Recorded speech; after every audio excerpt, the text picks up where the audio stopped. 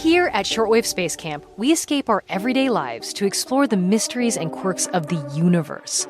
We find weird, fun, interesting stories that explain how the cosmos is partying all around us. From stars to dwarf planets to black holes and beyond, we've got you. Listen now to the Shortwave podcast from NPR. This podcast is free, and it's accessible to everyone thanks to support from listeners like you. If you value this show, please consider supporting its production by donating to our home, KUOW. It only takes a minute to give, and you'll be helping to support the production of this podcast. Make a donation at KUOW.org or follow the link in the show notes. And thanks! Hi everyone, Xin Yi here. I hope you've been enjoying Season 3 of 10,000 Things. I wanted to share with you an episode of another podcast I think you might like, called Inheriting, from our friends at LAS Studios and the NPR Network. Hosted by NPR's Emily Kwong, Inheriting is a show about Asian American and Pacific Islander families, exploring how a single event can ripple through generations. In this episode, a father and son sit down for a frank conversation about Vietnam, a country they both long for in very different ways. I hope you'll give it a listen. Bảo Trương has a powerful name, and so do his siblings. Taken together, they sound like a pledge. My oldest brother's name is Phục Quốc, which means take back the country. My sister's name is Hoài Hương, which means remember the country. And my name is Bảo Quốc, which means defend the country. Our names are a call to action, a longing. My dad basically wrote our names as poetry for his feelings. His feelings about Vietnam. When I think of my name, I think about this event. I think about the trauma. He thinks about a moment in history that's conjured up by their names and a single photograph. We grew up with a big framed photo of the large carrier plane at an Air Force base at a hangar in South Vietnam. The plane is a Lockheed C-130 Hercules, and the photograph is in full color, about the size of a movie poster, but hung horizontally. It was in the Trong family kitchen for a while. Now it's in the stairwell, outside of Bao's parents' bedroom. As a kid, I think it was a daily reminder of the fact that my dad was an Air Force pilot and that he lived a life kind of before I knew him as who he is now. I now see it as a reminder of the country that was lost. A reminder of his dad's biggest trauma. Bao's dad, Tuan was a pilot for the South during the Vietnam War. The conflict has its roots in 1954, when communist Vietnamese fighters overthrew almost a century of French colonialist rule. And shortly after, the country was split in two, the communist North and the nationalist South. And when civil war broke out between the North and the South, the American military engaged on the side of the South to fight the communists, the Viet Cong. This was the Cold War, and the U.S. was getting involved in wars from Korea to the Dominican Republic. In 1968, Tuan was 18. He dropped out of med school to enlist. And because he liked to fly, signed up for the South Vietnam Air Force. For pilot training, he went to Randolph Air Force Base in San Antonio, Texas, and was so nervous for that first flight. When I sit in there, just like you ride an elephant, now I don't think I can control that. I told my trainer, I said, well, I don't know if I can make it, but I'll try. And then eventually, after a week, they said, okay, I can do that. Okay. I go OKIP, I can do it. After his training, Tuan went back to Vietnam, where most of his missions during the war involved transport. He moved cargo and people, and he was stationed in Saigon in late April 1975 when the scales of the war tipped, and the North gained control of the whole country. The last U.S. military personnel pulled out of Saigon, and the Vietnamese people who had been working with the Americans feared for their lives. Maybe you've seen the photos of people clinging to helicopters and crowding onto airplanes as they tried to flee. Planes just like the one framed in Bao's childhood home. It's a memorial to a single decision his dad made the day before Saigon fell. I think my dad just realized that everyone was running, and his gut reaction was to leave too. Some people run, I run, I don't have any idea. Well, I just run like the other people. I don't have any idea where we go, what we're going to do. Don't have any idea. It's a totally chaos. Because Tuan's side, South Vietnam, had lost, he and everyone on the base was in immediate danger. The people, they just abandon the base, they try to fly away. Some of them, a lot of them, they fly out. Tuan truly thought he was going to die, until one of the other pilots he knew came over and said he had a plane. He said, well, I have a C-130. You want to go with me? Be my co-pilot. And then, I'm so happy, and I jump in with him. And he got as many people as he could onto that plane with him. There were about 100 people inside, and even more were trying to climb into the cargo hold. So at some point, Tuan and his co-pilot had to decide when to shut the door. Otherwise, the plane would be too heavy to fly. At that point, you don't have any idea who you're going to take. You don't have any idea. We in the cockpit, we just control, we just take off. But I thought we're going to fall. The airplane shaking so bad, I thought we'll about die. And he flew out of Saigon, out of Tan Sang Nhắc, which is the airport they're based down there. And he flew to Thailand. Thailand, because that was the closest American base. Well, we landed, and the American crew, they welcome us. They take all the gun or anything we carry with us. They took everything out. We would just come out, go off the plane without anything, nothing at all. He really thought that they were just going to go and just get out of Vietnam for a couple weeks until everything blew over and they would all go back. He left behind Vietnam not knowing when he would return. But I think that to him, I think he was doing what he could do to save as many lives. He left behind his parents and 6 other siblings, but 2 brothers were with him on the flight. Tuan was a refugee now, at a time when the U.S. was accepting hundreds of thousands of refugees from Southeast Asia. He was moved from Thailand to Guam, then to a refugee camp at the Eglin Air Force Base in Florida. The family of his flight instructor from Texas sponsored him out, so he came to San Antonio on May 26, 1975, just a month after the fall of Saigon. And Tuan thought Texas was temporary. We wait for the situation go better, we go back to this country. I still thinking that I have not fulfilled what I need to do with the country. Yeah. Even right now, if they ask me to back there to fight, I'll do.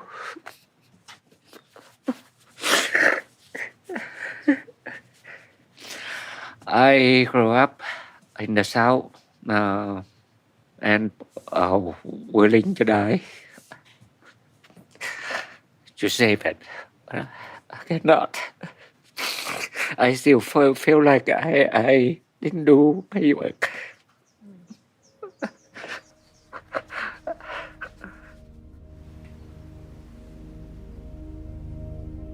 The past is not past for Tuan. He left his country behind almost 50 years ago, but he's still homesick for Vietnam every day. What he doesn't know is that his son is homesick too. And now they're going to talk about it like they never have before. On this show, we take one historical moment and explore how it ripples through generations of a family. I facilitate conversations about how our most personal private moments are a part of history. And today, it's all about Bảo and Tuan.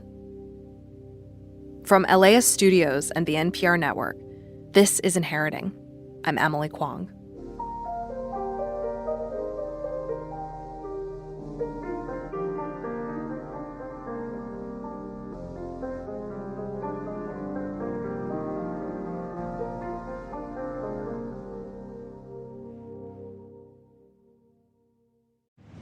Here at Shortwave Space Camp, we escape our everyday lives to explore the mysteries and quirks of the universe. We find weird, fun, interesting stories that explain how the cosmos is partying all around us. From stars to dwarf planets to black holes and beyond, we've got you. Listen now to the Shortwave podcast from NPR.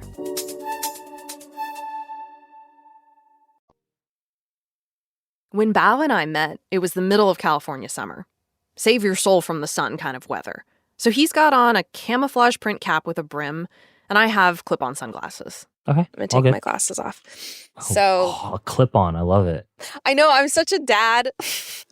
I want to get some transition lenses. That's next for me. That'd be cool. That would Yeah. be super cool. Talking to Bao feels like talking to a friend. Well, yeah, go We're almost the same age. He's 34, I'm 33, and he's really gregarious. Kind of a vibe, with a 1987 Civic wagon and a cat named Lo Mein. Okay. And we connect immediately. And maybe it's because he's a filmmaker, but he gets metaphorical right away. What did Vietnam mean to you as a kid? This place? I don't think I really thought of it as a physical place that I was from or that our family was from. I think I thought of it as a memory, but didn't really hold any kind of real tangible quality to me as what it was. Bao was born in California. His parents met here, but he actually grew up in Texas. When he was a baby, his dad moved the family to Houston. And as he got older, he realized that the memory of Vietnam haunted his father. I remember having to do a project on the Vietnam War for some reason when I was like in 4th or 5th grade. And I remember I traced this beautiful drawing of Vietnam, of the country, as my cover page. And I remember like consciously splitting it in half and making the top half of Vietnam the red flag with the yellow star, and the bottom half of the country the yellow flag with the 3 red stripes. And I remember being so proud of it and showing it to my dad and just having him just completely enraged and blow up at me and basically tore up my assignment and told me to never draw that flag again, the red flag with the yellow star, because to him, that's like blasphemy. This is the flag of the Communist Party of Vietnam, the flag of his dad's enemy during the war. Seeing the fact that I would choose to represent Vietnam with a communist flag, I think really hurt his soul. I think that he probably thought he raised me better than that, but I just didn't know. I was completely unaware. When he blew up at you, what do you remember thinking as a kid? I think that's when I really realized that the war is still raged on, I think, in him. In simple, like, kid terms, I remember feeling really upset that I had made my dad so mad. But also at the same time, I was like, dang, Dad, like, that's really harsh. I was like, it wasn't that bad, was it? But at the same time, I was like, okay, this must mean like something really real to you. And so I get it. When Bao was a kid, traces of the Vietnam War were everywhere, in the little things too, and how the family would drive over an hour to see their dentist. I found out one day that our dental work is basically free, that we don't really pay for our dentist. And I was like, why is that? And I found out from my siblings is that because my dad saved our dentist's family from Vietnam. And then I started hearing more and more of these stories about how all these people my dad saved, like they all are like completely indebted to him. And that's why he's held in such like kind of high regard in the community. In Houston's Vietnamese community, Bao's dad was like the guest of honor at every wedding, popular and busy. He operated a bunch of taekwondo schools. Bao's mom worked at MD Anderson Cancer Center. And Bao grew up with the culture. His parents sent him to Vietnamese school to learn the language, took him to the Buddhist temple. But on the block where he grew up, things were a little different. The family lived in Kingwood, a master-planned community where almost all of their neighbors and most of Bao's friends growing up were white. I wanted to be like them. I wanted to be the best of them. When they started skateboarding, I started skateboarding. When they played football, I played football. When they listened to Ramones and Led Zeppelin, I was like, yeah, I love Ramones, Led Zeppelin. I'll wear a CBGB shirt, like I wanted to fit in. And I think that a lot of people would call, the derogatory term back then was I was a banana. Asian on the outside, white on the inside. So when Bao would go to Vietnamese school, the other kids would notice his punk fashion, his indie music. But he learned to own it. Being different actually made him feel special. He's still this super confident guy, but this whole time he was haunted by this feeling that was hard to put into words. I felt a sense of placelessness as a child. I felt like I obviously stuck out like a sore thumb. I didn't belong anywhere. And Houston just never felt like home.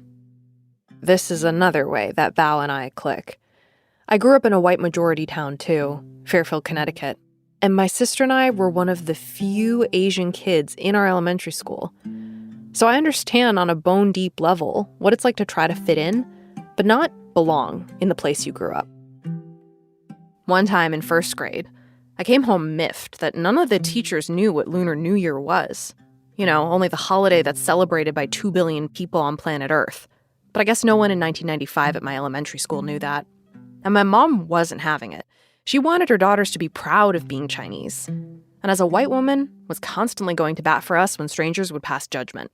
Like that one time in the supermarket, when my mom was asked what country I was adopted from. She told her off, and I love her for that. And to bring Lunar New Year to my first grade class, Mom helped me walk around to all of the other kids and hand out hongbao, filled with chocolate coins in place of money.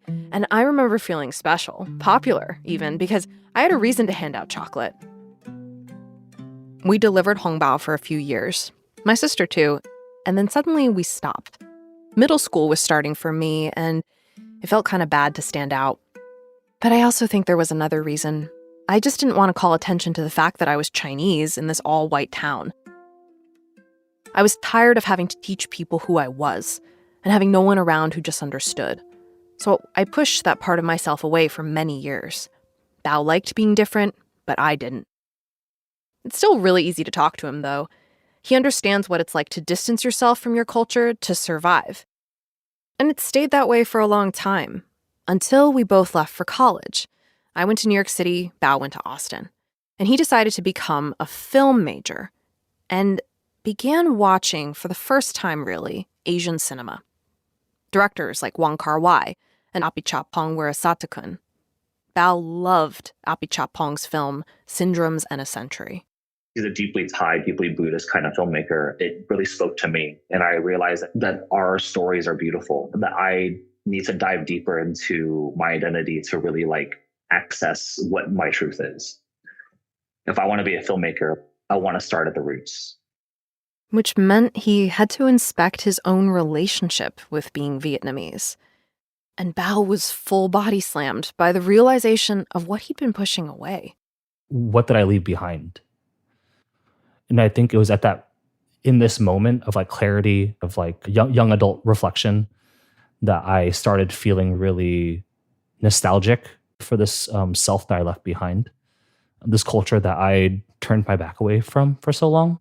I look back at my life and I feel very embarrassed at how long it took for me to come around to accepting who I am. And Bao finally had a name for this placeless feeling he had as a kid. I have this concept of inherited nostalgia, of being homesick for a place you've never known, a place that's never been home. So in 2018, Bao moved back to California, to Los Angeles, to work on his filmmaking career. And there, he made more Asian friends than he ever had before. Ralph, Kraz, Jeff, we all love cooking, and we just wanted to cook for each other and play mahjong. And they start hosting these elaborate dinners, cooking their parents' Vietnamese and Taiwanese dishes. The classics and new takes on old recipes. Word got out on social media, and that turned into a pop-up dinner series called Mr. Zhong. It was a warm night in September when Bao and the other Zhongs, as they call themselves, hosted a dinner to celebrate the Mid-Autumn Festival at Open Market in LA's Koreatown. About 60 people came, and it was a 4-course meal. And I soaked the pomelo in the dressing just so whenever you bite into it, it has explodes with the dressing. Bao's in the kitchen, preparing one of the dishes for the second course, goi boi tom. It's a salad of cabbage and rau rum, Vietnamese coriander, and it's topped with shrimp and pomelo. All of the people cooking tonight have stories about their dishes, and they can't stop telling me about them. There's duck congee with yu tao, tit ka, mala ice cream. They're all friends or social media acquaintances, and they volunteered to help the Zhongs make this meal happen. At the counter is Jaira Deng, a writer, poet, and journalist who was born and raised in LA. They're helping Bao prep that pomelo salad. Right now, I have been on an herb duty for the entire evening, just washing, drying, and picking the leaves of herbs. And right now, I'm picking some mint. Yeah. It's actually quite relaxing. It is. Beautiful, Jaira is Taiwanese Hong Konger American and volunteered for meal prep to meet people, just find that sense of connection. With people, I feel like the way I connect to my Chinese culture is through food primarily because I don't speak Chinese. And when I came out to my family as queer, I didn't feel like I could have access to like Chinese cultural spaces anymore because the main connection I had to like my own community and culture was through this Chinese American church that I went to from like the minute I was born. Right. And so when I left that community and also like moved away from home, I felt like really estranged from my Chineseness. Coming into this new phase of adulthood and also just trying to like figure out what my values are, I think this has been like a really cool space, and also the people here have been super welcoming. Everyone I talk to is riding this same wave, whether they're in the kitchen creating the flavors or at the dinner table being reminded of their parents' cooking. Everyone is just smiling and laughing. Once dessert service begins, Bao steps outside and looks at the glow of people inside, eating the homemade mooncakes. Looking out at everyone's faces, seeing everyone eat, laughing, talking, hearing the buzz. It feels like I'm at my grandma's house. You know, it feels warm. I feel hugged, I feel loved, and I feel like this is like the community I've like been looking for. Does this scratch the same itch as you wanting to go to Vietnam itself? Like, where is that for you right now? No, it doesn't scratch the itch. I think that it is only going to be satiated by being in Vietnam. That's a whole different thing. Here's the thing. Bao wants to live in Vietnam. And it started a few years ago. His family had visited twice before, but 2016 was the year he began to build his own relationship with the country. It was the first time he went without his parents, and it was to work on a personal film project. The film he wanted to direct was a love story called Parallels and Departures.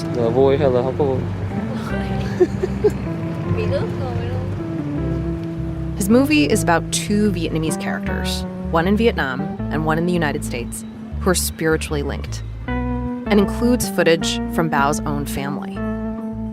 In Vietnam, he was 27, shooting on location for 2 months, making friends, getting to know the local art scene, and discovering this younger generation trying to distance themselves from their parents' war trauma.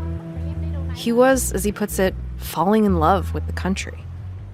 Being there like alone on a mission to try to like tell this story, make this film, was when it really, really clicked for me. Was when I really felt like I was home, you know? You felt like you were home? Yeah, I felt like my life had like split into two. And I was like, this is like the half of me that was always meant to be here.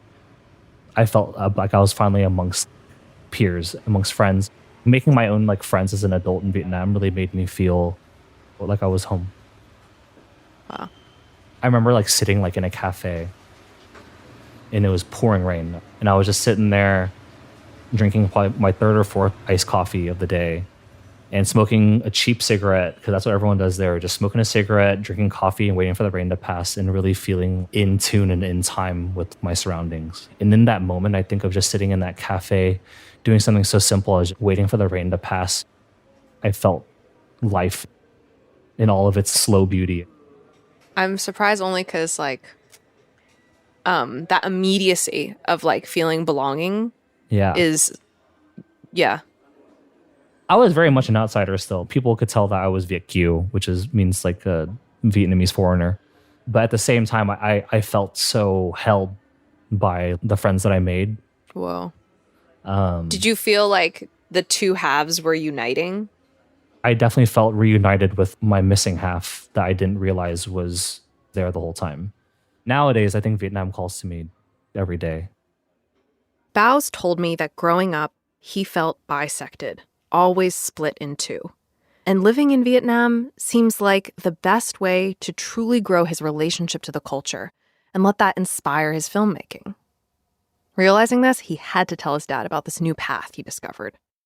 I came back from Vietnam from that 2016 trip and be like, Dad, Vietnam is so cool. Like, there's so many things happening there. Like, everyone's so nice. And him being like, no, like, that's not real. That was his response to you coming back? Yeah, he was like, that's not real. Don't trust everything you see over there. He's very proud of me for like being interested in that stuff. But I think that he just wants me to be careful because he doesn't have faith in Vietnam. Wow. Gosh, So- you know what this reminds me of my dad? I've lived in a few Asian countries for short periods at this point, India and Mongolia being the ones I lived in the longest. And I really want to live in Taiwan. And all these had to get like cleared by my dad. Not that he could have stopped me, but I'm not going to do something that's going to hurt him, you know? Oh, we get it. Yeah, totally. War with Japan was the reason my family left China in the first place. But the reason most of us have stayed away has to do with the rise of the Chinese Communist Party. Members of my family left for anywhere that settling made sense. The US, Europe, Taiwan. Taiwan is where my Auntie Linda and Uncle Dick grew up. And they've been really supportive of my dream to live there, to really learn the language. But China, as far as my dad is concerned, is off limits. And he's like, you can never live in China. Ever. And I think he's like, we worked so hard to get out. And like, why do you want to go back? Exact What are you same doing? thing. Like I the constant draw I have towards Vietnam, it feels like a betrayal to my parents. Because it's like, yeah, like you said, like they're like, what? Let me tell you about our trauma again. Let's see if you really want to do that. They came here with nothing and they made a whole life. I'm so impressed. I'm so floored by like my parents and what in the life they've made here, you know? But yeah, it does feel like it hurts. It stings to think that we would want to leave. Bao doesn't want to live in Vietnam forever, by the way, just for a while, to establish his filmmaking practice and connect with parts of himself that he simply can't in the US. And he wants to know he can do that without betraying his dad. An ask which, right now, seems unaskable. That's why he reached out to our show, for some help in figuring out how to have that conversation. Totally. I feel believe whenever in I this started is being interested in it's very, very happy. I feel homesick I don't want for to do Vietnam. anything It's not but even my right home. now. It is a lost country. Coming up, Bao finds a way through poems.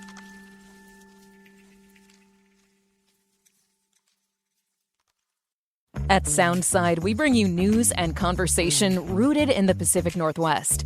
Hi, I'm Libby Denkman. I think of my job hosting Soundside as number one, asking tough questions of powerful people, the questions you, KUOW listeners, want answered.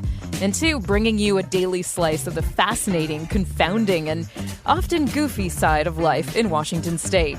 Join me for Soundside at noon and 8 p.m. on KUOW or anytime on the Soundside podcast.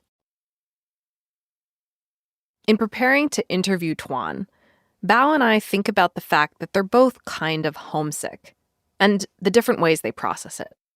Bao cooks, his dad writes.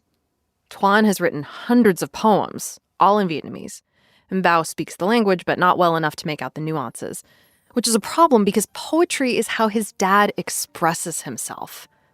Like one time I asked Tuan over email, "How'd you meet your wife?" And he responded with a love poem. So understanding Tuan's poetry is key to understanding his relationship with Vietnam. A few years ago, Tuan started paying musicians to turn his poems into songs. A lot of them are about missing the country. Saigon, thành phố thân yêu, về nghe lá lẫm giữa chiều mưa tuôn. This song is called Be Tam Lai Saigon. And the first verse Tuan wrote goes like this. Oh, Saigon, my beloved city. I feel like a stranger when I returned on a rainy evening. Raindrops like cold tears filled my soul with sorrow. Yeah, this is the type of sadness I have lived with. As Bao and I listen to this music together, he has a look of intrigue and shame on his face, because this genre of music is just not his bag. My dad is probably like a pretty prolific like artist, musician, poet, and none of his kids engage with his artwork, you know? That's brutal. But now he wants to engage. He's started to copy and paste the song lyrics into Google Translate to get at all these missing nuances of what his father feels. Because these songs are a way in, a launching off point for Bao and his dad to talk about their conflicting feelings for Vietnam. I will thank you. I take the opportunity to meet with you. It's maybe not the best. My language is not that good, so we'll try. Today is the day of the interview. We're on the back porch of a family friend's house. The wooden slats of the roof cast diagonal shadows across our faces. I look around the table. It's me, Bao, his dad Tuan, our producer James Chow, and our host, writer Nhi Lee. We're all huddled around a laptop, ready to listen to Tuan's music. Yeah. Sợ mai đây thân vùi đất khách.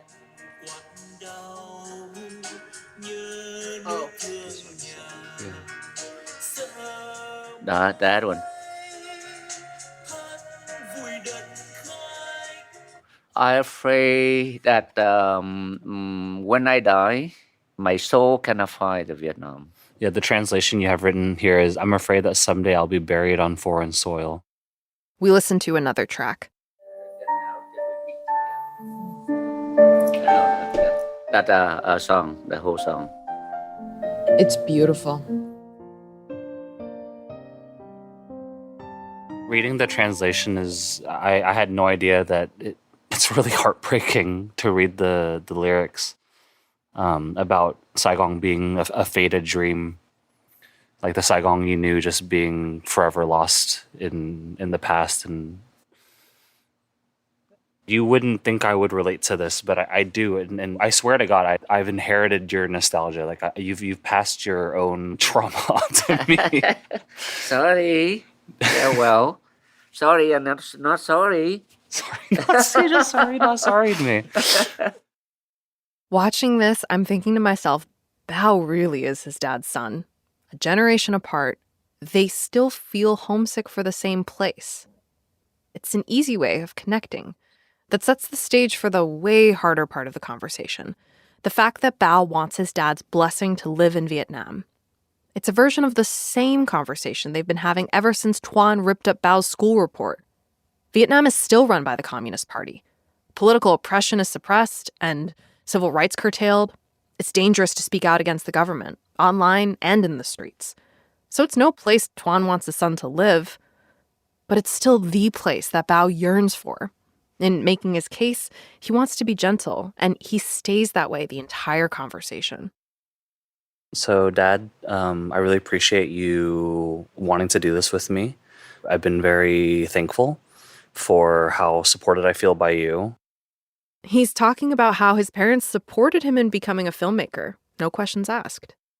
Oftentimes, I feel there's this stereotype that Asian parents all want their kids to be doctors, lawyers, engineers, and that's still true. That's very true. It's still true. But up to them, each of them, what they want to do, we support them totally. I believe in this life that whatever the children want to do the best, that they're going to be successful on that. And we're happy to support whatever you want to do. Yeah. And then I remember when I started turning my attention back to making films about our family and thinking about making films about Vietnam, how did that make you feel whenever I started being interested in Vietnamese culture? Oh, it's very, very happy because through that you can see how we live our life and how we survive in this new world. So we're happy. This feels like the land of common ground. Bao being a filmmaker, that's good. Bao being interested in Vietnamese culture, also good. But he's about to jump off the cliff, and he doesn't take a running start. He slides into it by telling a story. I remember whenever I went to Vietnam back in 2016, when I went by myself for my film. And I remember coming back and telling you all these great things about it, how I loved it. I felt like I was at home. And I remember you telling me, don't believe everything you see. It's not real. Because our relationships are so different. That's still true. Yeah, that's still true. Yeah. But it's interesting because I feel like you talk about how sitting in the rain, you felt sadness. He's talking about one of his dad's song lyrics. The one that went, I feel like a stranger when I returned on a rainy evening. Raindrops like cold tears filled my soul with sorrow. But Bao wants to tell his dad about the afternoon he spent in the rain at the cafe in Vietnam. And I feel like I remember sitting in the rain and feeling content, feeling like I was like finally like where I was supposed to be. And so I think about how we both see Vietnam, we're processing kind of the same events very differently. Like we're seeing them through different lenses. Well, what I'm trying to saying, what you see is the cosmetic. What they put in there right now is not the real Vietnam that we want to see. That's what I'm saying. It's just fresh paint over something that they try to hide. But I still think that there's validity in kind of the people there. Like even though like the people there, they just want to have a good life. Like they feel powerless to do anything. That's very true. But they're doing their best to have a happy life. And I feel like that's what was resonating with me. Bao is thinking about the people who live there today, the friends he made, while Tuan is thinking about the people who lost their lives in the war and at the hands of the Communist Party in the years that followed. Your great-grandfather was suppressed badly by communists. So I don't want to do anything with the communists. I never knew that. This is your my great-grandfather, so your grandfather. And you witnessed that, or how do you know about that? Yeah, I know that. In Vietnamese, Tuan starts to tell Bao stories he's never heard about how their family's land was taken by the communist government and how Tuan's brother was sent to a re-education camp. These were essentially labor camps to repress and sometimes torture former members of the South Vietnamese government. Tuan blames the government for his brother's death. Bao is looking at his dad with wide eyes. He didn't know any of this, and it's dawning on him that his father's hatred of the communist government is as personal as it gets. What's keeping you from going back to Vietnam? The communists. I can't stand to see them. If I see them, I get sick. I get angry. I can't be there. I'm not going to be there until they gone, and then that's when I'm home. Vietnam won't be home for Tuan until the current government is gone, and he holds his palms up to the sky as he says it. It's something he does whenever anything feels fixed, inevitable, like it's a law of the universe. But Bao wants to create some wiggle room here, for his dad to imagine something differently for his son. So he says, "What do you think home is for me?" Home for you, for here, I know. Do you think it's here? Well, when you were born here, well, if you're here, then yes. I want you to think about Vietnam, of course. But it's not necessary for you to go back there. You don't have the love for the country, just like I know. I know how much you love me. I know you how much you want me to be happy. But my happiness... How do I frame this? I've always felt this from you, that you have this deep like longing for Vietnam, for your home, and I think that I have that too, and I don't know how to like navigate that. I feel homesick for Vietnam, and it's not even my home. And I feel like I want to live there, but at the same time, it's a lost country to you. It is a lost country. Hopefully, when the country regain the freedom back, non-communist, you can do a lot to serve the Vietnam. But what if Bao doesn't want to wait until that's political change, which may never happen? No, I don't want to do anything with that regime right now. Nothing. Even he want to come back there to do the documentaries, anything that just gain propaganda for that country. I don't want them. I will prevent them to my best. We go back and forth about this for a while. Tuan's attitude is hardline. But I am starting to get where he's coming from. The government that's in power now was his enemy. The cause was one he was willing to die for. So he'll never accept the current regime.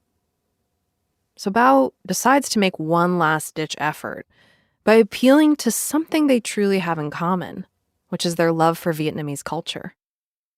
I want to figure out how to like keep our culture alive? Like how to pass like our Vietnamese culture down to the next generation? Honey, Like what you preserve the culture? I'm very strongly believe that you do. So I don't worry about that part. I just don't want you our children our Vietnamese generation back there to serve the country at this point. But even Tuan's got to admit, Bao is not a child anymore. Even if you want to do something, I said, well, I don't want it, but you want to do it. What can I do? You know, my time is over. You're saying at the end of the day, it is his choice. Yeah. Well, yeah, he understands what I'm thinking. That's his choice. That's his life. But I believe I trust you. that's about as positive a validation that I'm going to get from my father in a great way. It's like both are true, actually. You don't want him to go, and you trust him. Yeah, your choice, your life. You have a long life to go, so that's fine with me. But son, I trust you. I trust. I put total trust on you. Yeah. I'm sorry. Whenever I talk about the country, I always get moody. Very cannot hold my tears. Never. I was born to serve the country. Yeah. Hearing his dad soften like this, I think it makes Bao open up more fully too, and finally tell his dad what's just true for him. I just don't think I'll ever love America as much as you love Vietnam. I don't know if that's the expectation, if I'm supposed to. Okay. You know, I feel torn between two countries constantly. I understand. Thank you for telling me a lot of things that I didn't know that you think before. But now that I cannot hold back my tears for what you plan to do. But whatever best for your life, you go on and do that. Just like when you choose your school, you're on your own. And I trust you, you'll make the right decision. So that's good. Wish. He's kind of like, I claim no responsibility over your life. Like, whatever you do, it's on you. Tuan is holding up his palms to the sky again. I take that as a sign of compromise, that he's taken a step towards his son, gone from forbidding Vietnam outright to saying, look, I don't like this, but I trust you. It's not a blessing, but it's enough for Bao and Tuan to at least sit back in their chairs and feel like they've been heard. Get some cognac? Or... Some beer? Do you want some beer? Mr. Lee's here to make sure we're taking care of it.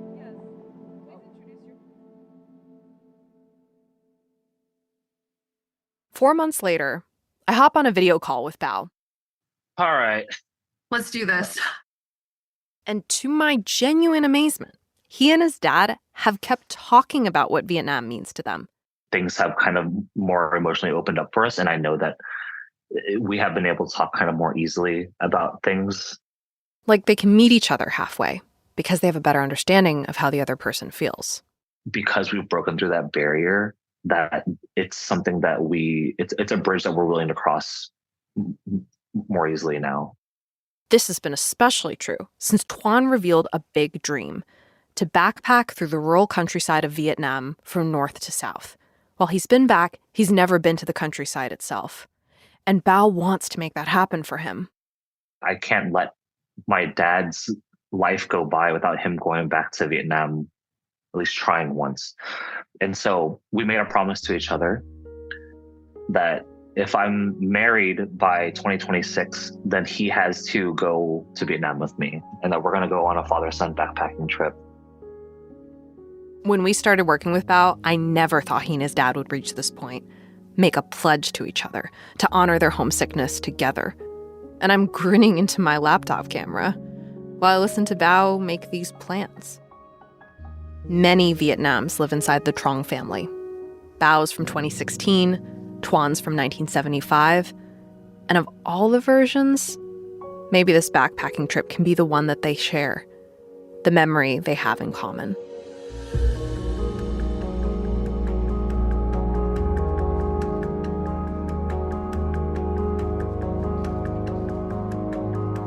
Next time on Inheriting, a Japanese-American woman traces the progression of generational trauma in her own family.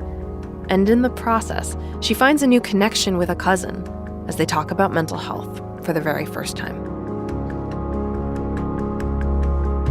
Inheriting is entirely funded by supporters like you.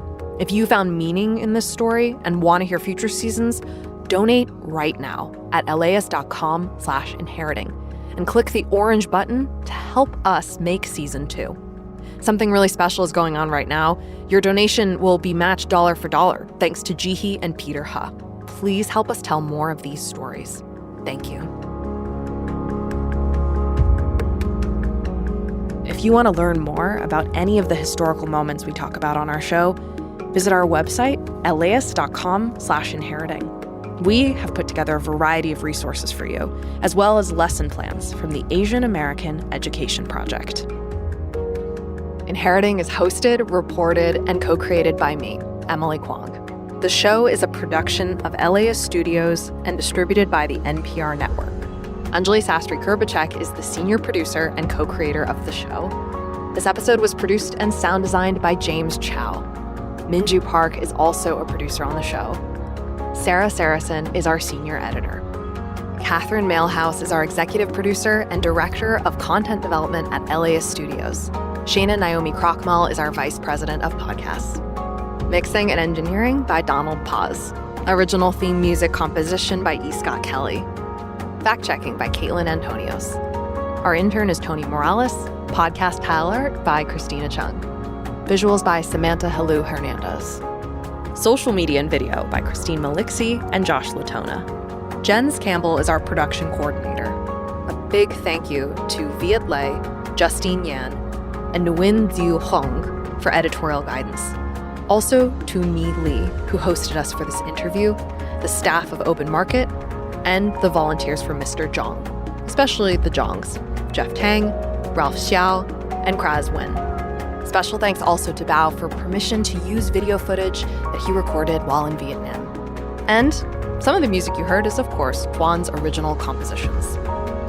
Major support for Inheriting is provided by Jihi and Peter Ha and Cathay Bank, as well as many more who gave specifically to Inheriting, without whom this show would not exist. Thank you so much. This podcast is also supported by Gordon and Donna Crawford, who believe quality journalism makes Los Angeles a better place to live.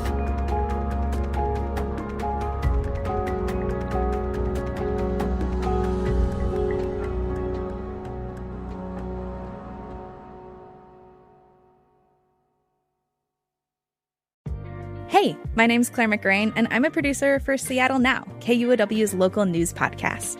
There is a lot happening in our region, and it's a lot of work to keep track of it all. We'll get you caught up on the latest news and take a deep dive into something happening around the city, all in under 15 minutes.